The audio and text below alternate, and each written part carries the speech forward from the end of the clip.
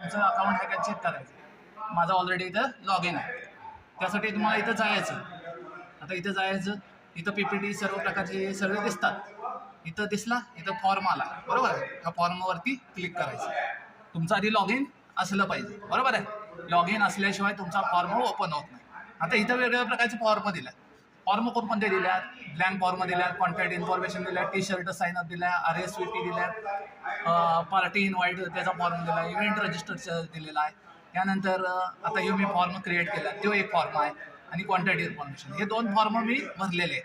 आता जर समजा तुम्हाला एखादा फॉर्म कॉन्टॅक्टचा फॉर्म भरायचा असेल तर कॉन्टॅक्टमध्ये तुम्हाला जाऊन कॉन्टॅक्ट फॉर्म भरता येतो. टी-शर्ट साईनअपचा तुम्हाला टी-शर्ट एखादा तुम्हाला टी-शर्टचा, आता मी समजा याला ओपन केलं, टी-शर्टचा साईनअप कसा फॉर्म असतो ते तुम्हाला दाखवतो.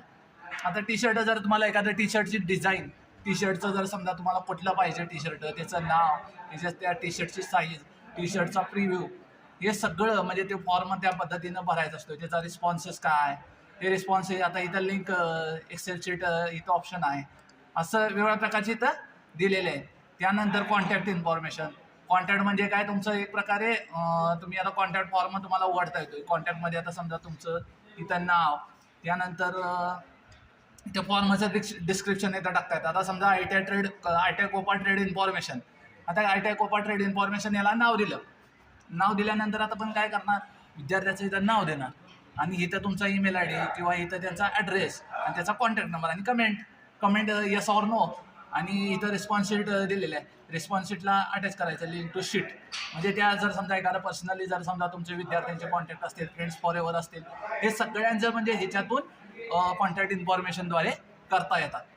आणि RSVP म्हणजे काय, ज्यामध्ये समजा एखादं म्हणजे काय एखादा फॉर्म भरायचा असेल, तुम्हाला RSVP कसं असतं ते लोकांना दाखवतो. आता या RSVP म्हणजे हे तुमचं एखादी कंपनीशी रिलेटेड जे काय बोलणं चालू असतं, किंवा एखादं काय मीटिंग असतात, जर ते आता तिने सांगितले कॉल यू अटेंड, म्हणजे एखाद्या कंपनीची मीटिंग कॉलद्वारे पण केली जाते, त्यांच्याशी बोललं जातं, किंवा आता त्यांच्याशी तुम्ही सहमत आहात का, अटेंड कर तुम्ही, yes I will be there, म्हणजे ह्या त्याच्याशी सहमत आहात की नाही, हे तुम्ही त्याच्याशी सहमत देऊ शकता. People attending, why are the names of people attending, म्हणजे एखाद्या कंपनीचं नाव, म्हणजे कोणत्या कंपनीशी अटेंड करताय ते.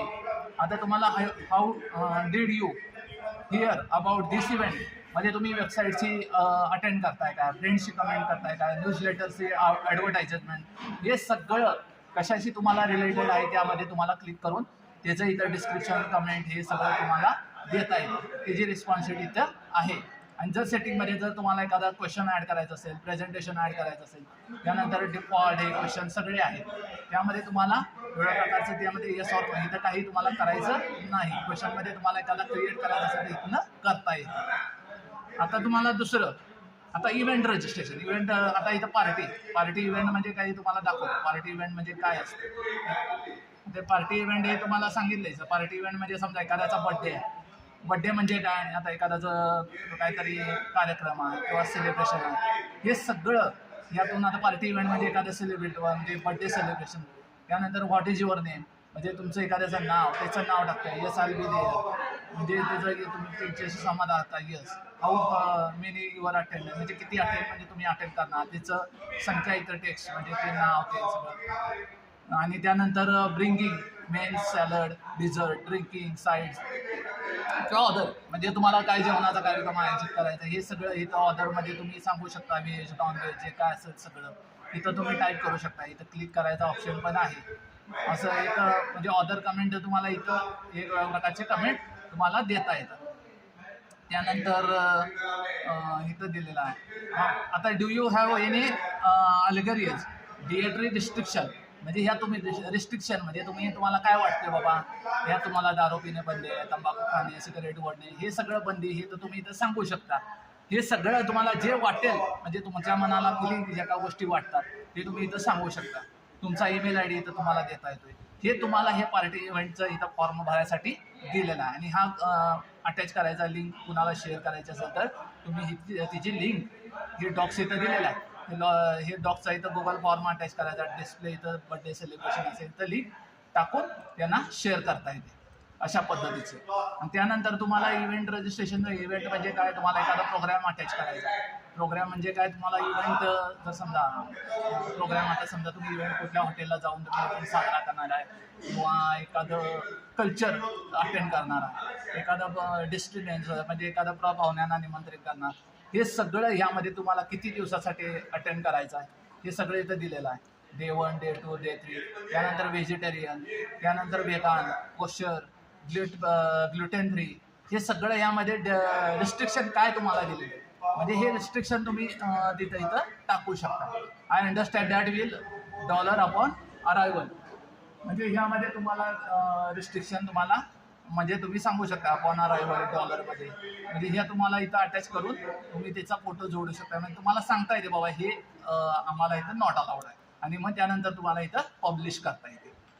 आणि यानंतर मग आता मी फॉर्म भरले तुम्हाला दाखवतो कसे फॉर्म मी भरलेले. आता इथं फॉर्म मी भरलेले कशा पद्धतीनं भरला आहे, काय केलं. आता हे बघा, मी इथं काय केलं, ITI गुगल फॉर्म या नावानं क्लिक केलं आहे, बरोबर आहे. इथं नाव टाईप केलं. आता त्याच्या खाली काय केलं, इथं नेम टाकलं.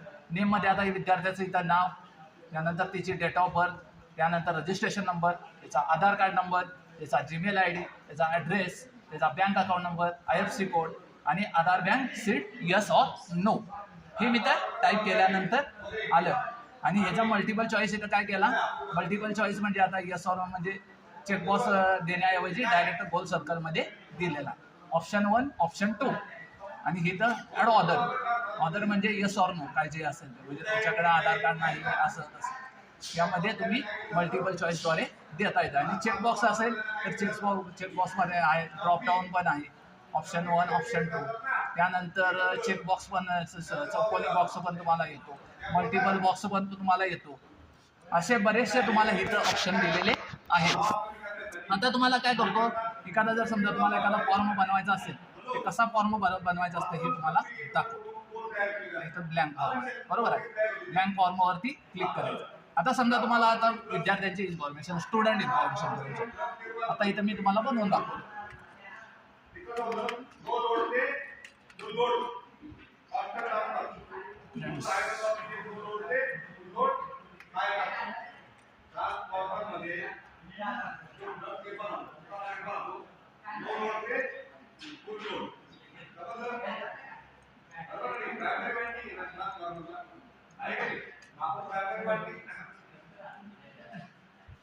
पोच कर जरा. एक्सेल शीट आहे, बरोबर आहे. एक्सेल शीटमध्ये आता तुम्हाला इथं time, state, name, date of birth, registration number, Aadhaar card number, Gmail ID, address, account number, bank IFSC code, address, Aadhaar bank seat yes or no, म्हणजे समजा एखाद्याचे विद्यार्थ्याचे नाव इथं सगळ्यांना तुम्हाला भरायचं असेल तर तुम्हाला इथं भरता येतं. 1, 2, 3, 4, 5, 6 या अशामध्ये तुम्हाला भरता येतं. आणि ज्यावेळी तुम्हाला अटॅच करायचं असेल, समजा आता क्वेश्चन, आता इथं एखादा समजा फ्रेंड्स फॉरएव्हर, फ्रेंड्स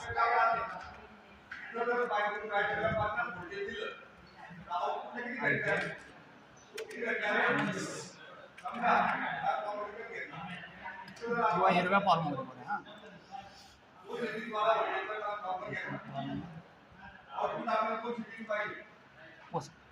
बरोबर आहे. फ्रेंड्स कॉन्टॅक्ट इन्फॉर्मेशन, आता इथं काय नाव देणार, आता इथं रिस्पॉन्स शीट देणार. आता फ्रेंड्स कॉन्टॅक्ट म्हणजे इथं विद्यार्थ्याचं, आता त्याचं नाव आलं, त्याचा मेल आलं, त्याचा ॲड्रेस आलं, त्याचा फोन नंबर आला, हे ऑटोमॅटिक आलं. आणि इथं कमेंट आली, इथं रिस्पॉन्स शीट अटॅच करायची, लिंक शीट द्यायची, कॉन्टॅक्ट इन्फॉर्मेशन, क्रिएट केला, इथं क्रिएट केलेल्याची इथं नावं दिसतात. इथं time stamp, name, email, address, phone number, comment, याचा यस ऑर नो, म्हणजे तो म्हणजे कमेंट. आता एखादा विद्यार्थी, एखादा तुझा मित्र चांगला आहे किंवा नाही, हे सगळं तुम्ही त्याचा विषय तुम्ही तिथं त्या यस ऑर नोमध्ये पब्लिश करू शकता. आता इथं तुम्हाला समजा इथं मी नाव टाकलं, एखाद्याचं नाव असेल, आता काय असेल फॉर सब काय जे असेल ते इथं टाईप करायचं.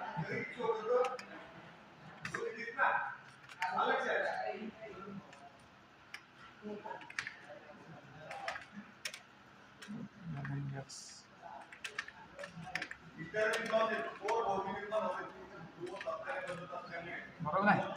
आता इथं मल्टिपल चॉईसची गरज नाही. आता इथं आता हे कॉलम आठवलं किंवा केलं नाही. इथं नाव टाकलं तर नाव टाईप केल्यानंतर इथे ईमेल आय डी टाकायचं. आणि ते लावायचं.